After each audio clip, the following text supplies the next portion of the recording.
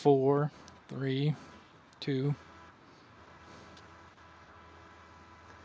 Good afternoon, everyone, and welcome to NASM Facebook Live. My name is Prentiss, and today the title of this webinar is Connectedness and how to support your clients in an uncertain time. And I have with me today a special guest, Kinsey Mahaffey, and did I pronounce your last name correctly?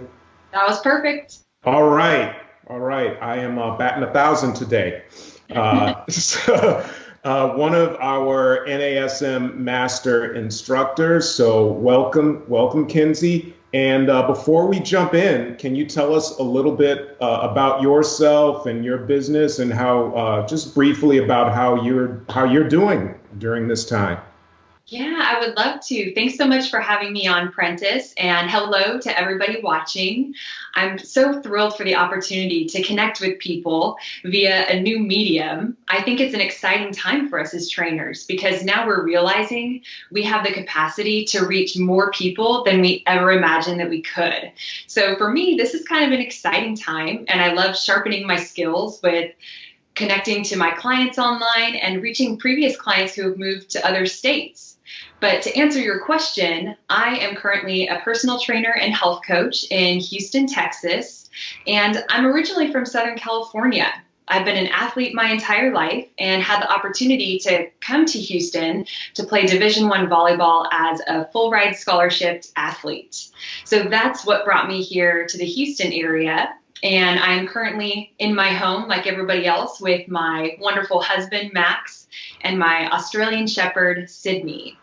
Other than being a personal trainer and a health coach, I love being a fitness educator, both for NASM and then also on my own here locally in the Houston area. Training trainers is something that I'm super passionate about, so I am thrilled for this opportunity. Thanks again for having me.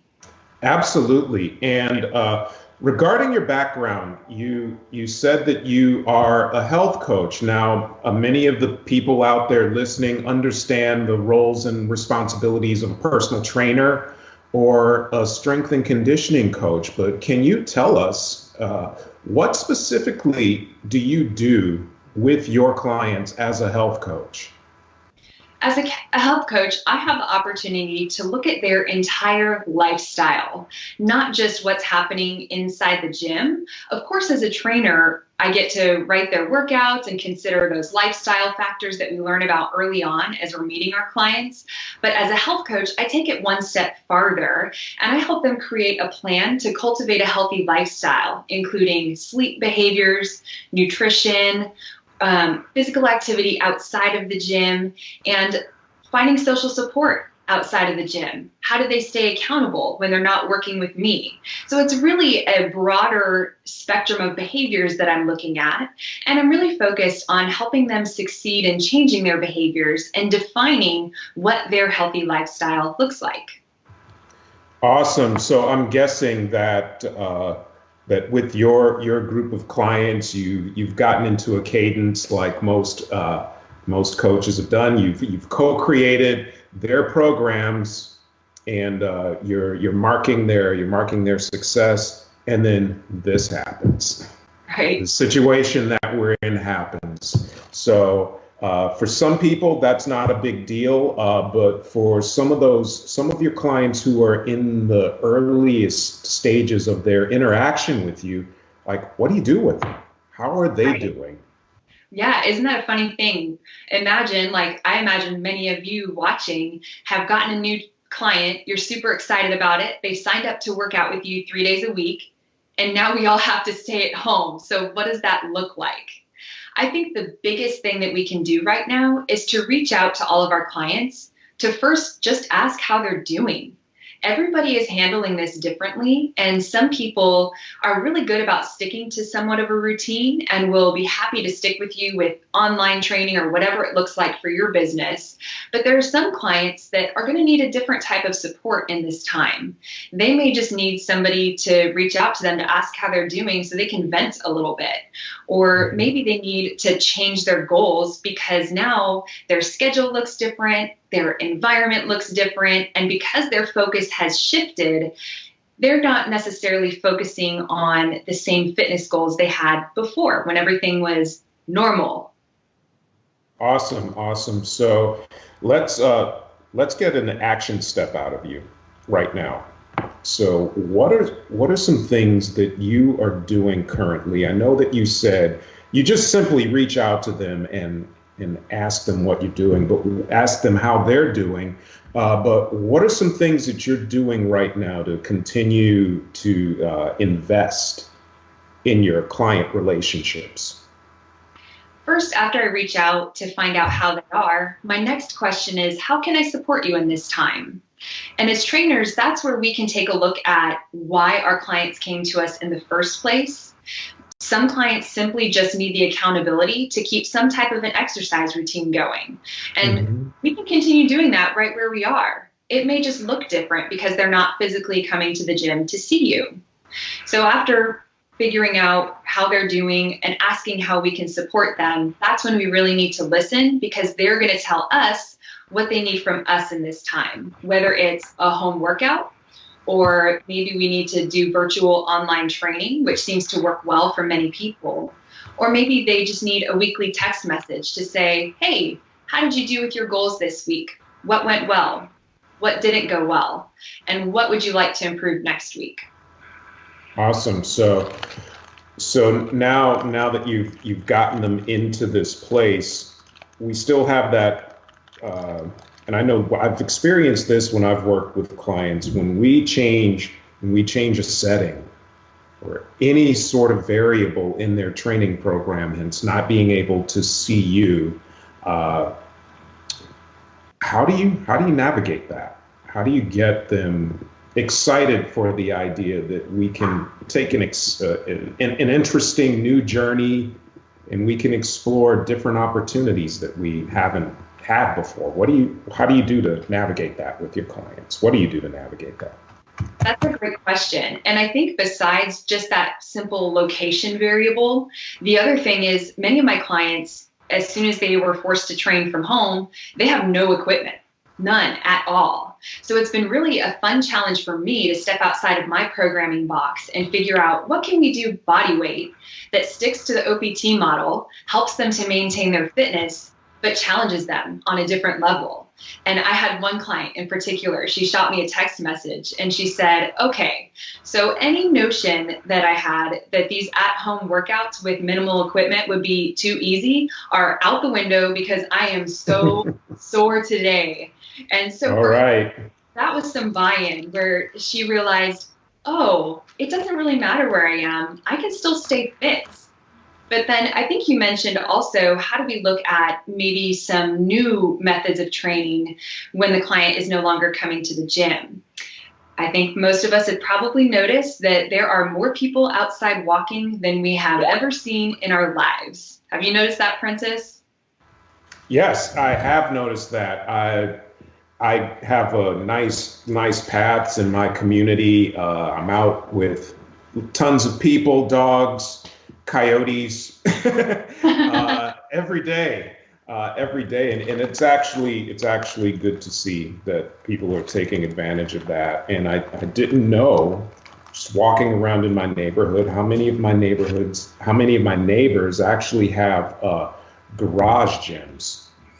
So it is good to see that people are changing and taking advantage of this unfortunate time to try something a little bit different.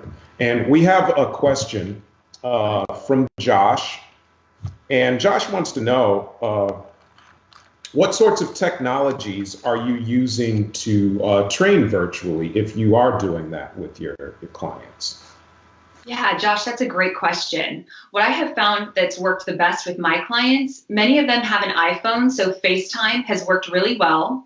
I know a few of the clients, or a few of the trainers rather, in the studio where I train have had success with Zoom also. That's a popular one. The one downside is if you have a free account, you can only go up to 40 minutes. So if your sessions are longer than that, that might be an issue unless you want to pay whatever the fee is to extend the time.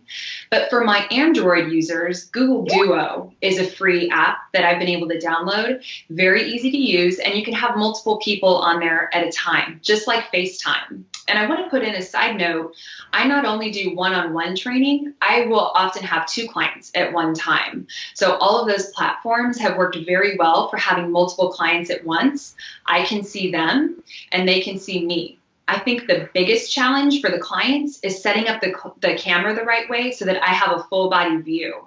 I've had to coach them through where to put the camera. And our joke is, by the end of this, you're all going to be Instagram famous because you know how to set up your camera now. So we try to just have fun with it and learn. Yeah, outstanding. And sometimes, as I've talked to trainers who are new to training online, they say it definitely is a different experience, and it's different, especially when you have to give feedback for correcting technique. So how do you navigate that as a coach?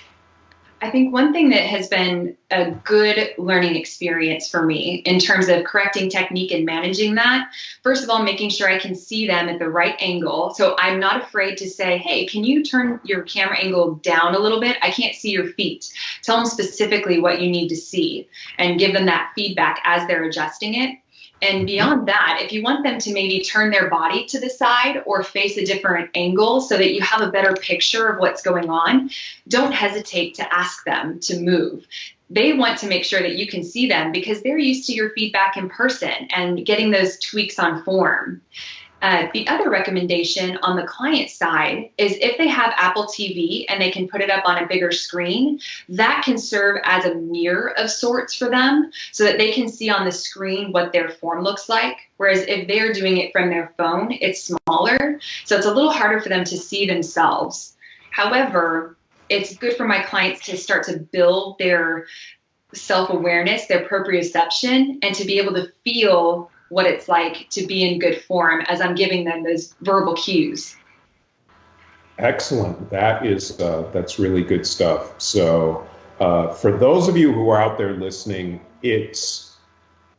we're just changing the medium. We were in person. Now, because of the circumstances, we have to go to an online environment, and nothing changes. You're still creating that relationship with your client, and you're still giving them feedback, although it's from a distance, which leads us to our next question. Jen wants to know, what are those liability factors in prescribing exercise virtually? And before you jump in, that's something I want you to, if you have insurance, go in there and check your policy, first of all, and understand what's going on in your jurisdiction to that will better inform you to let you know what you're covered against when you're prescribing training programs, exercise sessions, and what have you.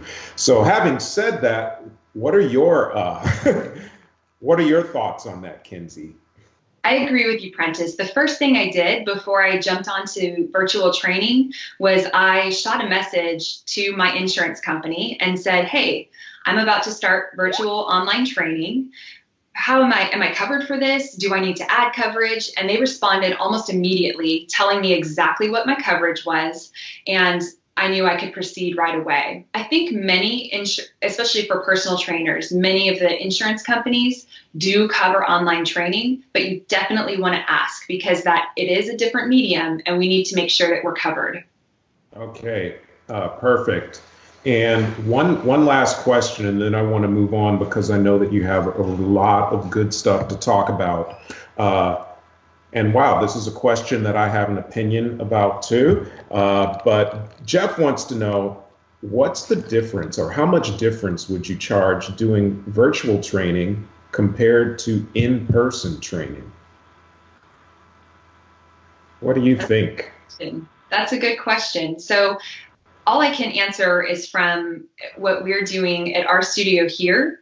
Many of the sessions are the same price. I think we gave maybe a price cut for one of the session types, just the one-on-one, but it wasn't a super significant price cut because the quality of our service has not changed. Just because it's online, my clients have shared that they still feel like they're getting the same experience because not only am I there writing a program specifically for them, I'm there to offer them that support that they would have if I were in person. I'm asking them about their lifestyle outside of their training while we're in the session. So we're formulating a plan. And really the quality of what I'm offering is no different online versus in person. What do you think about it, Prentiss? You know what? You're dying to know. I will say this to you, Jeff, and anyone out there listening, is that you are still, even though the situation has changed, the medium has changed in which where you deliver your services, you're still providing service. You're still taking that time and you're writing your programs, you're checking in to make sure that your customers, your clients are doing okay. So you shouldn't change your price. You shouldn't change your price if you're giving the same level of service. And I can't express that enough to those of you who are out there listening. That's all I have to say about that. But let's move on. I hope that's enough. So one of the natural outcomes of a situation like this is that it just shoots our stress level up. I know that since our producer on the other end here, who you can't see, we've been working together feverishly for the last several weeks, and to say that there's a little bit of stress may be an understatement. But yeah, these are definitely stressful times, and sometimes stress predisposes us to these comfort behaviors, eating, doing things not as healthy to get that spark of dopamine from the brain to calm us down. So how do you help your clients manage their stress during something like that, during something like this? Yeah, I love that question because you're so right. I've seen so many memes joking about it that even if those memes weren't out there, I would know that it's happening. Some of them say something like, what happens when you eat all your quarantine snacks in one day? And you know that that's how people tend to cope. But when I'm talking with my clients, we talk about their environment. And because they are forced to be at home, a couple of practical tips that I like to give my clients just in terms of shaping behavior is to keep snacks or unhealthy foods that you want to minimize how much you're eating, keep them out of sight. Add some layer of difficulty to get to them, whether it's maybe keeping them out in the garage where they would have to get up and actually walk outside into the garage to get it. Or perhaps you put it up on a high shelf where you have to go get a stool, you have to ask for somebody else's help. Add some level of difficulty to getting those foods, and that gives you just a little bit of time to reconsider. It may not completely cut it out, but it will at least cause you to think, like, do I really need that right now? That seems like a lot of work to go and get that. And that's why I've thrown my Oreos at the top of a tree so I can do rope climbs on the way up. I can do rope climbs to get my Oreos. I like making that. Making it a little harder. Right? And speaking of behaviors, and I will let you speak about this as an expert, you brought up a good point of changing the behavior or putting a barrier in there to not make those comfort actions readily accessible. And that brings me to the idea of willpower. And for me, I always thought of willpower as kind of going into the gym and doing your max deadlift. You can do it once. You can do it once or twice, but eventually, like a muscle, it's going to get fatigued, and you're eventually going to burn out. So, in addition to the barriers that you mentioned, what are some other things that you're doing to get your clients on track with their behaviors? So the flip side of that, if you want to make the behaviors that you're trying to avoid more difficult, you want to make the behaviors that you're trying to achieve more accessible, easier, remove as many barriers as possible. So what this looks like for most people from a practical standpoint is to lay out your exercise clothes at night if your goal is to exercise first thing in the morning. Maybe you set your alarm across the room so you physically have to get up out of bed to go turn that alarm off, and maybe you're even walking past your workout outfit on the way. Or if you want to prioritize healthy eating, have fresh chopped fruits and vegetables front and center in the fridge, where when you open that door, that's the first thing you see. I've also heard in your kitchen, just to set up a healthy environment, to have fresh fruits and vegetables out. Don't leave bags of chips on the counter or other palatable foods that are going to be really hard to say no to. Like you were saying about willpower being similar to a muscle, the less you have to use it, the better off you are. And so we avoid having to use it by minimizing the number of times we have to say no to something. So we want to leave out as many yes behaviors as possible, like healthy foods, different options for exercise, and really focus on those in this time. That is really great, and thanks for that. Now you mentioned your clients' goals and creating their exercise programs. So in keeping them on track, how much of their training, because of the circumstances, do you now co-create with them, or how much of it were you doing before and how much are you doing now, given that you have to adapt your training to what they have available? And just to clarify, to make sure I understand the question, you're asking if, let's say my client had a goal to exercise 4 days a week. So you're Right. wondering if they're still doing 4 days a week, or has it changed because of COVID-19? Or has it changed, I'm sorry about that. Let me clarify by co-creation, how much additional insight do you, or not insight, but how much do you create your program with your client, getting down what they enjoy, actually what they're going to follow through on during these times, right down to how many times a week they're going to work out, what types of exercises are they going to do, how much decision making do you give to your clients now when you're writing your programs? When I'm writing my programs, they typically leave the exercise selection up to me because I've already established a relationship with my existing clients, and they know that I'm going to choose exercises based on their goals. So really, my discussion with my client is more about, what does exercise look like for you now that we can't go into the gym, now that you can't use a treadmill because you don't have one at your house. And so we might talk about what they have access to. Do they have a bike? Do they enjoy riding a bike? I think what you mentioned was really important with what they like to do, because the best exercise for our clients is the type of exercise that they're actually going to do. So I have a discussion about, given everything going on right now, you know your schedule better than I know your schedule. How many days a week do you think it's realistic to work out? And I'll say, for many of my clients, I have kept the same exact training schedule, same exact training times to maintain a sense of normalcy. Just because they're at home doesn't mean they have nothing to do.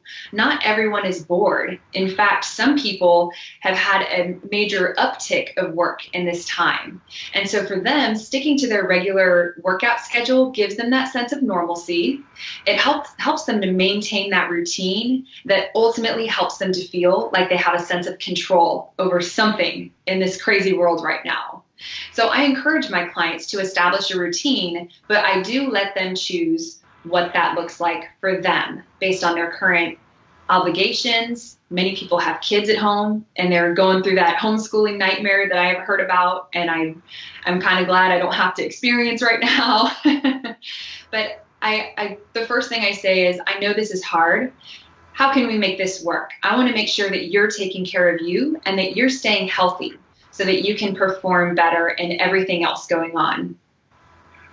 That's consistency, normalcy is one of the best It's one of the best fixes for navigating times like this. But having said that, we're all in this situation where we may have a little uptick of work. I know that personally, I got a little bit busier. Our producer on the other end, Greg, who is nodding and smiling right now, has definitely gotten a little busier. Add into that, we're at home with our spouses, we're working, we're competing for bandwidth, and we've become teachers now. And having to teach our kids all about video conferencing. So, and where I'm going with this is sometimes we, and especially us as a former athletes, we have this expectation of what a good gym routine is. Right. Expectations have changed now. So personally, I find myself going out into my garage for setting my timer for 15, 20 minutes, and then doing it and getting back to work and then doing it again at the end of the day. And that's how I manage that. But what are you doing to change your clients' expectations or just give them different possibilities of what a good training session is? I love that. I think it's so important to address what their expectations are in this time. We want to have a frank discussion with our clients, especially going back to their goals. That's always the first thing I go back to. I say, I know this time of the year, we were trying to hit it hard to get ready for the summer. However, things have shifted a little bit. So let's talk about what's realistic with your schedule and what equipment you have access to. So we really do have to make it fit and have that discussion that just because you're not killing it every single day, whatever that means for them, doesn't mean you're not getting a good workout. It doesn't mean that you're not getting the benefit of exercise. So during the session, I try to give them positive reinforcement by asking them, how are you feeling now that you got a little chance to move? And all of them say, oh, it feels so good to get out of my computer chair, because none of them were working at home and none of them have an ergonomically fantastic setup like they did at work. So for them, now I think they've changed their perspective to where movement is just giving them that time to focus on themselves. It's a mental break from what they've been doing all day. And it reminds them how good it feels to move and encourages them to take frequent breaks throughout the day, go for walks, and focus on what they can do and just what they can do to alleviate stress and just feel better in general. That's outstanding. So now, speaking of that, there are a whole lot of other supportive activities that go into staying healthy and reducing your stress. And change of situation means sometimes that goes by the wayside, and we start to lose sleep. I know that my bedtime has changed, and I've developed some. I'll just put myself out there and say I've developed some poor sleeping habits. Not drinking water in the same way. I'm stuck to my chair a little bit more. And as Greg just taunts me and takes a sip of water as we're talking about this. But how are you helping your clients manage those other activities that are just as important as eating right and working out? Yeah, absolutely. During the sessions, while we're in training, we know as trainers, we're not talking at our clients all the time. Very few of our clients need constant adjustment on their form. So in that downtime, in that dead time, that's when you have the opportunity to ask them, hey, how have you been sleeping lately? What time are you going to bed? Do you still have a bedtime routine, or are you staying up late on work email? And then you can kind of troubleshoot with them. Let's say, for example, they have a hard time shutting down work. I might ask, well, do you have an office at home, or are you sitting on the couch and working? What does that look like for you? And if they're lucky enough to have a space, I might recommend that they try to keep normal hours as much as possible, or establish what their new work hours are, and then close the door to the office, and start a bedtime routine. Or like you said, for water, they may have had an established routine in the office where at 10 a.m. and 3 p.m. they refilled their giant water bottle and it kept them hydrated throughout the day. What's to say they can't do that at home? The challenge is the environment is different, so it doesn't occur to them to maintain that routine. So by asking them, it's going to prompt them and remind them, oh yeah, I need to go back to these basic behaviors, and these are going to help me feel better. Same thing with eating regular meals. Have you found yourself skipping meals at all because you're working at home and you get sucked into a project or a webinar like this? Well, I'm pretty lucky that I eat very early and I eat later on in the evening, so that hasn't disrupted my normal eating habits. Sleep has definitely been a factor for me, and because I don't necessarily have a dedicated workspace and I have a window which I drive to work where I can prepare my mind for working and then I can drive home and I can turn off, that's all gone now. So I fill that up. I fill that up with activity. So that's been the change for me, and it's probably why I'm doing some of those other stressful behaviors and not sleeping as well, because I haven't found that. I'm still working on the off switch for that. So it's important for you, for those of you who are listening out there, for yourselves and for your clients. One thing that I've started doing is to put an activity on, bookending my workday with an activity, just as a ritual to say, I'm starting, and good night, everybody. It's all over. I'll see you again. I'll see you again tomorrow. But yeah, those are some of the things that I've had to do to navigate this time. Yeah, I can relate to that. I had a 30-minute commute prior to this, and that was my time to kind of gear up to get ready for my clients, mentally go through my list of clients and maybe things I needed to ask them about that we talked about last time, and so on and so forth. And so for me, I've had to try to find a new way to mentally prepare by just sitting down with my programs in my office by myself. And then as soon as my sessions are over, I sit in my office in complete silence. I'm an introvert. So for me, I need to recharge totally by myself. And so that drive home was my decompression time. Yes. Now I just have to sit with my computer closed, just stare at a wall or whatever I want to do to just let my mind. Yes. And then I'm ready to leave my office and re-engage with my family. Yes, as a fellow introvert, I can appreciate that, just having to go into a space or out into the yard and stare at a tree. Mm-hmm. And sometimes people don't understand that, but that is that's probably one of the most enjoyable times of switching off during the workday. So we have another question for you. Misty would like to know, for clients that have fallen into a bit of a funk, how would you help pull them out of it? That's a tough one, Misty, and that's absolutely going to happen because we're all going to cope with this differently. And so what I would encourage you to do is just to send encouraging words to your client. Maybe try to build them up in any way that you can. You know your clients and you know what has worked in the past. Think about times that they've been in a challenging workout and you had to encourage them to get them through it. You might even suggest that they try to get outside if they can, get some fresh air. Little things like that can really turn it around. Or maybe have them do something at a lower intensity than they normally do, because if they're in a funk, they may not feel like they have the full energy to do what used to be kind of their average intensity workout, if that makes sense.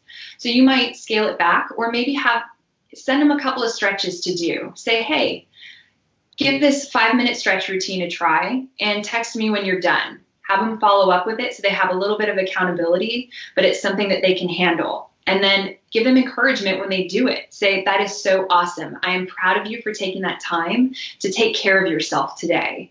And just build them up in any way that you can. Because we're all struggling.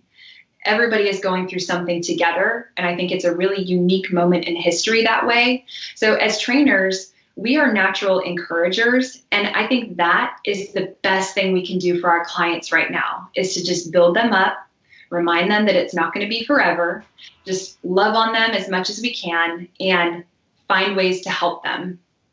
Yeah, that is outstanding advice. And then one thing that, as a trainer, we have three jobs. We have three jobs really, and we're the fitness, strength and conditioning coach as one tier. Then we're lay counselor, not a professional licensed social worker. We are lay counselors, and definitely we have the job as cheerleaders as well. So one thing, and I still work with people occasionally, is that you have to listen to them. And you brought that point up at the very beginning of the webinar. You have to talk to them and listen to them and validate where they are and let them know that that's normal. Yep. That's okay. But we're still going to do all of this. We're still going to do all of this other stuff that I know can help you. But just validate where you are. And then what we have to do more of now is lean more on that cheerleader role. We have to celebrate every little success Yes. that they get.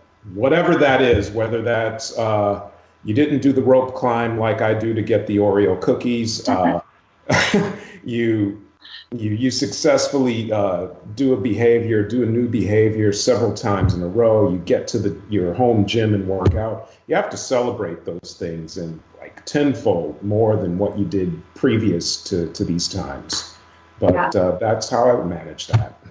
Yep, absolutely. And what you're saying reminds me of BJ Fogg, a behavior researcher. I might get it wrong. I think he's at Stanford, but what he teaches is called tiny habits. For example, if you're trying to start a new routine for flossing, you're going to start by breaking it down to the absolute smallest version of that behavior. For flossing, that's going to look like flossing 1 tooth a day. That's it. No more, no less. You build that consistent pattern, maybe for a week, and then the next week you do 2 teeth a day. Now, the way we look at this for our clients, if you have a beginner client, this is how you can step them into a new routine. If they're wanting to start a new walking routine, you might have them start by picking a specific time of day they're going to go. And all they have to do is put on their walking shoes, walk to the end of the driveway, walk back. It sounds silly, but that's the idea. You want it so small that it's almost ridiculous not to do it, and then build and build and build. Now, for our clients who have, let's say they were working out 5 days a week, some days with you, some days on their own, and now they're in that funk and they're struggling and they can hardly even work out 1 day a week. You want to look at what their routine was and scale it back to the smallest possible version. Maybe for that client, all they do is at the time they would have worked out, they put on their shoes, they step out their front door, come right back in and go back to whatever it is they were doing. And that's going to help them maintain the behavior at this time until they're able to do a little bit more. Yes, outstanding. So now we talked a little bit, you and I before this, about accountability. Given all of the new roles that we've taken on during this time, what are you doing now to hold your clients accountable? What we'll do oftentimes is during the session, we're going to talk about what they're going to do between now, the session, and when I'll see them next. Maybe for them, they're making a goal for how much water they're going to drink each day. Maybe their goal is how many hours of sleep or what their bedtime is going to be. We talk about not just physical activity, but all of those other basic health behaviors. And I have some clients who are still trying to maintain their normal running routine or whatever their cardio routine was. So we set a goal from now until I see them next. And then the next time I see them, I ask them, all right, last time I talked to you, you said you were going to try to drink 64 ounces of water a day. How did we do? And then we talk about it, decide if we need to keep that goal the same moving forward. Maybe they're ready to increase that goal moving forward, or maybe that was overzealous and we need to scale it back. So it's a little bit of a fluid process because week to week, especially the longer we have to stay in our house, things are going to change. This is the most fluid our environment has been, and that's saying a lot considering before this, it's not like we had super control over our schedules and over everything else. So we need to be just as adaptable as our clients need to be, but we need to be very steady and very consistent in checking in with them. Maybe they like you to text them between sessions. If you're comfortable with that, do it. Or maybe you prefer just talking to them during the sessions. That's great as well. But find out what your client needs. Do they need a text message, or do they like to just know that you're going to ask them the next time you see them? That's really up to them.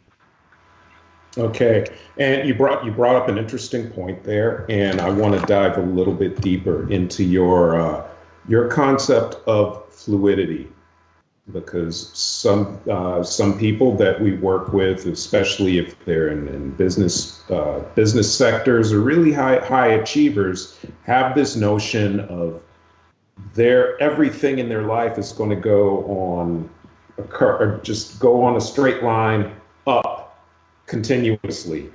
And we know that just from exactly. And with athletes, business people, that's not realistic. Your body and brain need a little bit of time to rest. And given this uncertainty, how do you teach that concept of fluidity, and how do you teach your clients to understand when to take care of when to take advantage of their high energy, but to also, when they're not feeling as energetic, treat their workout and lifestyle habit like taking a shower every day, brushing their teeth? Like, what do you do to coach your clients up on that concept? It's so funny. It's so relatable, because personally, I've experienced this going through this process where my expectation for what my workout should look like, how I should feel during and after a workout, have changed because my stress is different outside of my workouts. My energy levels are different from day to day. And what I realized is, in this time, I just have to be okay with whatever I'm able to get in. And not just okay, but I need to be happy that I took that time to get the workout in. So it's this major paradigm shift where you go from, just like we were talking about earlier, this expectation of what your workout should look like or how long it should be. And we have to reframe a little bit and say, this is kind of a crazy time. I am just glad that I was able to get some movement in today. I feel better because I moved. But it's tricky. I found with some clients, I have to almost let them, I won't say fail, but almost learn that lesson the hard way, because they're very hard driving and they want to stick to how it was before. And so even though I might advise against it, they're just adamant. No, I'm going to do it. And I'll say, okay, let's try it. And then the next week we get into it. The first question I ask is, what went well? You want to start it on a positive note. So they might say, well, I did work out 5 days a week, so that was good. I'll say, that is awesome. You have no idea how hard that is. Many people have totally fallen off the wagon, but not you. You're a rock star. And then you're going to ask them, what didn't go so well? What was challenging? And that's where they're going to share some of the specific struggles they had. Maybe it was their energy because they're not sleeping as well. Maybe it was their energy because they're eating junk food outside of their workouts. But that's where you can troubleshoot a little bit and help them problem solve to optimize what they do have. And that's great because it acknowledges that struggles happen. It doesn't put any blame on them, but you're working with them to find the best solution for them in this time. And then you look forward. Okay, knowing all of this, how do you want to make this work next week? What does your next week look like? And you're going to notice that through that process, they will have a different level of expectation based on what they just experienced. Okay, that is great. And in between your sessions, your interactions with your clients, are there tools that you use specifically to help them track some of those behaviors that you were talking about? What is it that you're using right now? Tracking is so important. And one simple way to track, obviously, if they're scheduled with me, I know when they've made their workout and when they haven't, and so do they. So that's one simple way to track that they don't even have to do anything. You just know right off the bat. But outside of that, I have some clients who like to take their wall calendar and they use what's called the Seinfeld method. Let's say you have a goal to drink a certain amount of water every single day, and maybe you have a movement goal for each day. Maybe it's really small, like just moving for 5 minutes every morning. But each day you reach your goal, you're going to put a little X on the calendar. And you're going to go through your calendar each day, and you're going to create this chain. Now it becomes a game of don't break the chain.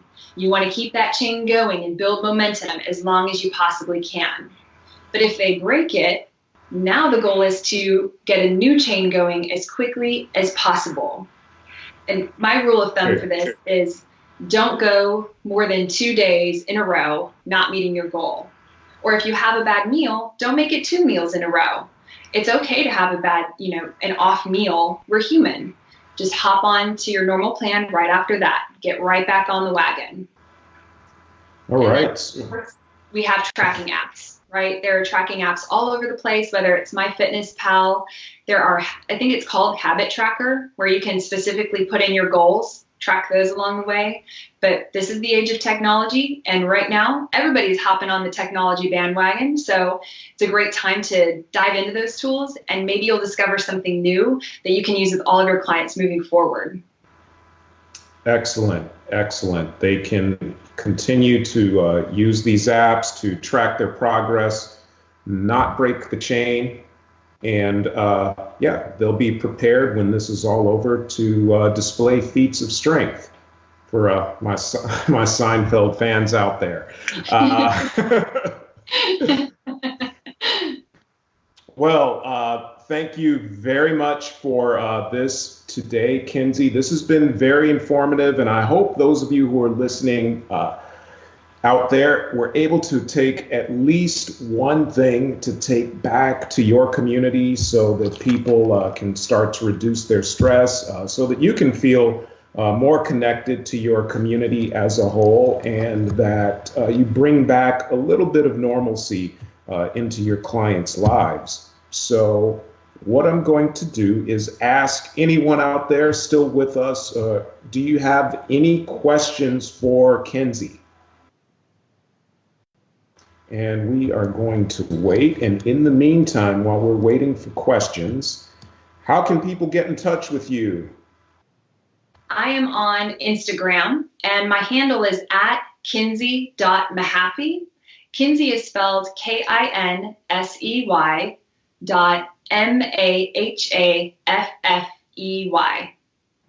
All right. Outstanding. So you can reach Kinsey on Instagram, and you have a great series called You're Doing It Wrong. I would encourage everybody to take a look at those. Those are really fun. Those are really informative, and a good way for you to get to know Kinsey a little bit better. So it looks like we don't have additional questions. So thank you again, Kinsey. Thank you for sharing your knowledge with us and sharing your time with us this afternoon. And I hope that you continue to remain healthy and continue to be safe. And I look forward to talking to you again. Yes, same to you. Thank you, Prentiss, and thank you to everybody watching. Stay healthy, everybody. Yes, thanks, everyone. Stay healthy,